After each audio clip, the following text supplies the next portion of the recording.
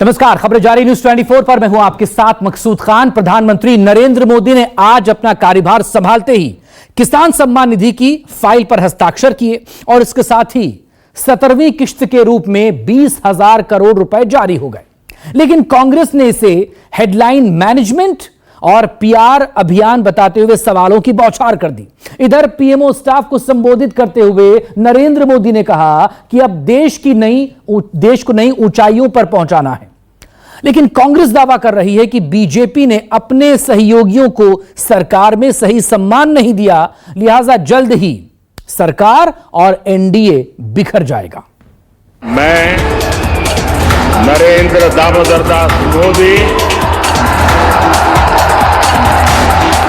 ईश्वर की शपथ लेता हूं कि मैं राजनाथ सिंह, अमित अनिल चंद्र शाह, मैं जगत प्रकाश नड्डा, मैं शिवराज सिंह चौहान। जोरदार तरीके से अभिवादन हो रहा है। शाम को लगातार तीसरी बार पीएम पद की शपथ ली। मोदी ईश्वर की शपथ लेता हूं कि और सुबह होते ही संभाल लिया कार्यभार। पीएम मोदी ने सबसे पहले किसान सम्मान निधि की फाइल पर हस्ताक्षर किया और 9 करोड़ 30 लाख किसानों के खाते में 20,000 करोड़ रुपए पहुंचा दिया। आज प्रधानमंत्री काम भी शुरुआत किया है। पहली सिग्नेचर किसानों को समर्पित करते हुए किसान सम्मान निधि जी का पैसे किसानों को अकाउंट में डालने का 20,000 करोड़ का वितरण करने का फाइल भी सिग्नेचर किया है। किसानों को, गरीबों को, महिलाओं को, युवाओं को समर्पित सरकार है हमारा। अभी जो आने वाले इस 5 साल में नरेंद्र मोदी जी के नेतृत्व में जो हमारा एक संकल्प पत्र घोषणा किया है भारतीय जनता पार्टी एनडीए, इस संकल्प पत्र के आधार पर हमारा सरकार चलेगा। जो जनता को जो विश्वास दिया है चुनाव से पहले, जो हमारा एजेंडा था, वो एजेंडा 100% हम मोदी जी के नेतृत्व में पूरा करेंगे। किसान सम्मान निधि के 17वीं किश्त जारी होने को बीजेपी ने बड़ी उपलब्धि बताकर अपनी पीठ थपथपाई, लेकिन कांग्रेस ने इसे हेडलाइन मैनेजमेंट और पीआर अभियान बताकर सत्ता के खिलाफ मोर्चा खोल दिया।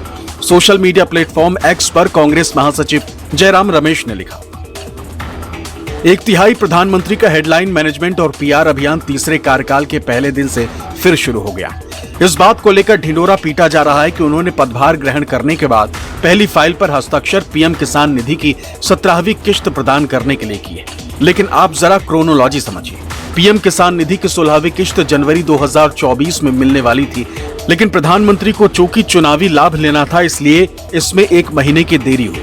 पीएम किसान निधि की 17वीं किश्त अप्रैल मई 2024 में मिलने वाली थी, लेकिन आदर्श आचार संहिता लागू होने के कारण इसमें देरी हुई। ऐसे में 1/3 प्रधानमंत्री ने इस फाइल पर हस्ताक्षर करके किसी पर बहुत बड़ा उपकार नहीं किया है।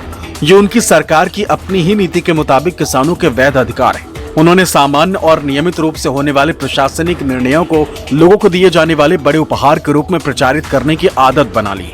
जाहिर है वो अब भी खुद को जैविक नहीं बल्कि दैवीय शक्ति मानते हैं। यदि वो वास्तव में किसानों के कल्याण को लेकर चिंतित होते हैं तो वो ये 5 चीजें करते: सही दाम, एमएसपी की कानूनी गारंटी, स्वामीनाथन फॉर्मूले वाली कर्ज मुक्ति, कर्ज माफी प्लान प्रभावी ढंग से लागू करने के लिए परमानेंट आयोग, बीमा भुगतान का सीधा ट्रांसफर, फसल नुकसान पर 30 दिन के अंदर सीधे खाते में पैसा ट्रांसफर, उचित आयात निर्यात नीति, किसानों की सलाह से नई इंपोर्ट एक्सपोर्ट पॉलिसी, जीएसटी मुक्त खेती, किसानी के लिए जरूरी हर चीज से जीएसटी हटाना। प्रधानमंत्री कार्यालय के स्टाफ को संबोधित करते हुए पीएम मोदी ने उन्हें चुनावी जीत का श्रेय दिया, तो लगे हाथ ये भी कह दिया कि देश को अब वहां पहुंचाना है जहां अब तक कोई नहीं पहुंचा है। कि 140 करोड़ देशवासियों ने आपके पुरुषार्थ को मोहर लगाई है। ये चुनाव मोदी के भाषणों को मोहर नहीं है, ये चुनाव आपके 10 साल के हर सरकारी कर्मचारियों के पुरुषार्थ को मोहर लगी हुई है। इसलिए इस विजय के बड़े हकदार अगर कोई है तो आप लोग हैं। इस विजय के सच्चे हकदार कोई हैं तो भारत सरकार के हर कर्मचारी भी हैं कि जिन्होंने एक विजन के लिए अपने आप को खपा देने में कोई कमी नहीं रखी और देश में पहले से बहुत तेज गति से काम हुए जिसका परिणाम भी नजर आ रहा है। लेकिन मैं एक नई ऊर्जा के साथ, नए हौसले के साथ आगे बढ़ना चाहता हूं। मैं विराम करने के लिए पैदा नहीं हुआ। पीएमओ कर्मचारियों और अधिकारियों को संबोधित करते हुए पीएम मोदी ने विपक्षी पार्टियों और नेताओं का नाम लिए बिना विरोधियों पर तंज कसा। लेकिन इंडिया गठबंधन ने दावा किया कि तीसरी कसम जितनी आसान थी उसे निभाना बहुत मुश्किल होगा। सहयोगियों को साधने में सत्ता के पसीने छूट जाएंगे। वक्त से पहले एनडीए का कुनबा बिखर जाएगा। लेकिन आखिर एक कैबिनेट बना है। अब कैबिनेट कितने दिन चलेगा वो देखना पड़ेगा। जो हालात है, जो जानकारी सामने आ रही है, उसे तो लगता है पूरा मामला डामाडोल है। नरेंद्र मोदी जी को तीसरी कसम लेनी थी, एक रिकॉर्ड, एक विक्रम प्रस्थापित करना था, वो कर लिया। देश को भरोसा है। साथियों, 10 साल में बहुत सारे लोग आप में से होंगे जो 10 साल से मुझे जेल रहे हैं। कुछ लोग हैं जो शायद अब जेलना शुरू करेंगे। कुछ लोग होंगे साहब बहुत हो गए, अब कहीं और जाए तो अच्छा होगा। जो जाना चाहते हैं उनको मेरी तरफ से शुभकामनाएं हैं। आपने इतना किया इसलिए धन्यवाद है। जो आना चाहते हैं, अगर आज टीवी पर मेरी बात सुन करके जो मन भाव से खप जाना चाहता है 5 साल, आइए, निमंत्रण है। और हम मिल करके दोस्तों, एक ही लक्ष्य, नेशन फर्स्ट, एक ही इरादा, 2047 विकसित भारत। और मैंने पब्लिकली कहा है, मेरा पल पल देश के नाम है। ये तो हम तो शुरू से कह रहे हैं, तमाम बैसाखियां हैं, अब बैसाखियां बवाल मचाएंगी। आपने कल सुना अजीत पवार जी को, आपने कल सुना प्रफुल्ल पटेल को, आप सुन रहे हैं अभी श्री गोपी को। अभी तो देखिए आगे आगे क्या होता है। जो खींचतान है वो तो अभी मंत्रालयों को लेकर, पोर्टफोलियो को लेकर, कैबिनेट या एमओएस को लेकर, अभी देखिएगा क्या क्या होता है। जो व्यक्ति अपनी मनमर्जी से, जो व्यक्ति तुगलकी फरमानों से, जो तानाशाही से, जो मन में आया माय वे और द हाईवे की सरकार चलाता था, अब उसको सबक सिखाएंगे इनके घटक दल। सुप्रिया श्रीनेत का तंज प्रफुल्ल पटेल और अजित पवार की नाराजगी को लेकर था, क्योंकि प्रफुल्ल पटेल ने यह कहते हुए राज्य मंत्री पद लेने से इनकार कर दिया था कि वो अतीत में कैबिनेट मंत्री रह चुके हैं। लेकिन अगली सुबह सीएम एकनाथ शिंदे की शिवसेना से भी ऐसे ही स्वर फूटे। शिंदे गुट के प्रताप जाधव के स्वतंत्र प्रभार वाले राज्य मंत्री के तौर पर शपथ के बाद पार्टी की नाराजगी खुलकर सामने आ गई। शिवसेना शिंदे गुट के सांसद और पार्टी के चीफ व्हीप श्रीरंग बारने ने सवाल दागा कि 7 सीट जीतने के बाद भी उनकी पार्टी को कैबिनेट मंत्री का पद क्यों नहीं मिला। अपेक्षा होती की शिवसेना पक्षाला एक कॅबिनेट मंत्री आणि एक राज्यमंत्री पद मिळेल अशी अपेक्षा होती। परंतु खरं तर शिवसेना पक्ष भारतीय जनता पक्षाचा अतिशय जुना साथी म्हणून शिवसेनेकडे पाहिलं जातं। परंतु केंद्रामध्ये भारतीय जनता पक्षाने खरं तर कॅबिनेट मंत्रीपद द्यायला पाहिजे ही आमची अपेक्षा होती। तिसरा पक्ष, सर्वाधिक मोठा पक्ष म्हणून शिवसेना पक्षाचे 7 खासदार आले।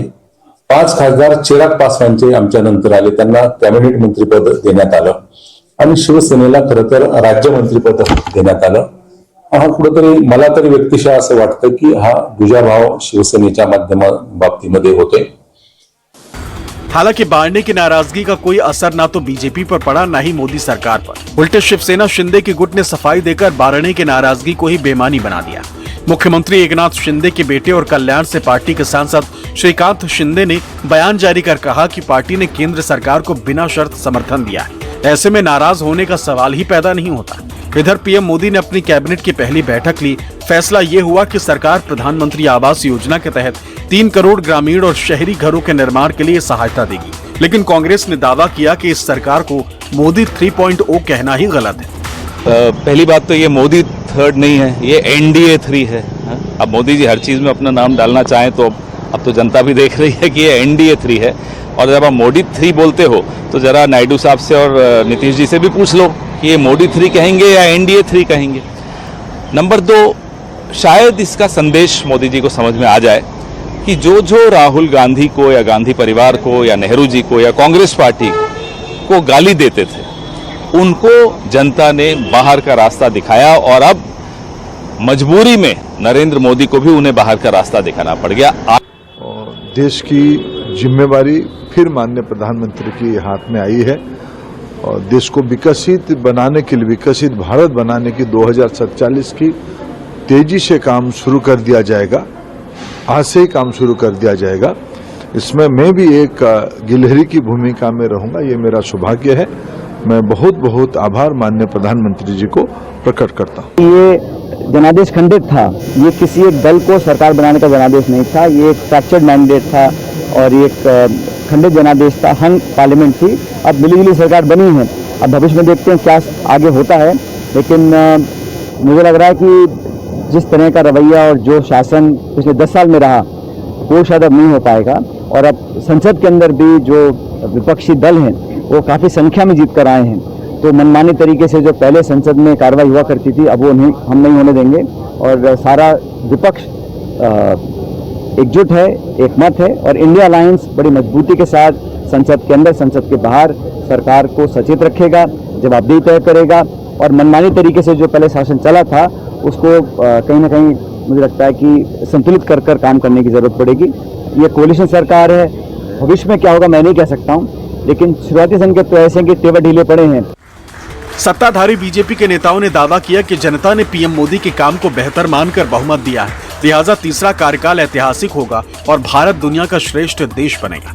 लेकिन कांग्रेस ने सवाल दागा कि जब बीजेपी बहुमत से पीछे रह गई तो फिर इसे पीएम मोदी की जीत कैसे कहेंगे। जनता ने संविधान बचाने के लिए कांग्रेस को ताकत दी है और इंडिया गठबंधन का सबसे बड़ा लक्ष्य लोकतंत्र और संविधान की हिफाजत है। हमारा जो संकल्प है लोकतंत्र को बचाना, संविधान को बचाना, वो सिर्फ लोकसभा चुनाव के परिणाम तक सीमित नहीं है। ये एक हमारा एक जीवन का एक संकल्प है और सदन जो आने वाले समय में सबसे ज्यादा महत्वपूर्ण स्थान है जहां पर ये हम अपना कर्तव्य निभा सकते हैं। सदन की गरिमा हम और नई ऊंचाई तक ले जाएं, यही हमारा कोशिश रहेगा। ये बहुत ऐतिहासिक है और माननीय प्रधानमंत्री मोदी जी के तीसरे काल खंड में देश तेजी से आगे बढ़ेगा। देश के ऐतिहासिक जो फैसले हैं वो और तेज होंगे। भारत दुनिया का श्रेष्ठ भारत बनेगा, भारत दुनिया का सिरमौर भारत बनेगा और एक कर्मयोगी के रूप में जो 10 वर्षों का कालखंड आदरणीय प्रधानमंत्री मोदी जी का रहा है उसको पूरे देश ने देखा है। देश उसी गति से आगे बढ़ेगा। माननीय प्रधानमंत्री जी को बहुत बहुत बधाई, उनको शुभकामनाएं, उनकी पूरी कैबिनेट को और उनके मंत्रियों को सबको बधाई। बिहार का बंटवारा इन्हीं लोगों ने किया ना, तो ना झारखंड का भाग उदय हुआ ना बिहार का भाग उदय हुआ। झारखंड अदानी और अंबानी के हाथ चले गए। दूसरी बात, अभी तो नीतीश कुमार जी को चाहिए था 3 बात करना। पहली बात करना चाहिए कि मैं मंत्रिमंडल में नहीं जाऊंगा, मुझे विशेष राज दे दीजिए, विशेष पैकेज दे दीजिए। दूसरी बात करना चाहिए कि जो मेरा 3 ड्रीम है, पहला है 69% आरक्षण जो कांग्रेस और आरजेडी और नीतीश कुमार की सरकार ने प्रपोजल ला करके उसको लागू किया, और दूसरा है जाति जनगणना, और तीसरा है अग्निवीर। तो ये तीनों नीतीश कुमार जी कांग्रेस के ड्रीम प्रोजेक्ट थे। इससे पहले केंद्रीय मंत्रिमंडल में हिस्सेदारी नहीं मिलने पर बीजेपी के सहयोगी आजसू ने भी नाराजगी का इजहार किया। आजसू को उम्मीद थी कि गिरिडीह से दूसरी बार जीते चंद्र प्रकाश चौधरी को मंत्रिमंडल में जगह मिलेगी, लेकिन ऐसा हुआ नहीं। नाराजगी की खबर केरल से मंत्री बने सुरेश गोपी को लेकर भी आई, लेकिन गोपी ने खुद ही पद छोड़ने वाली खबरों को निराधार बता दिया। Bureau report, news 24।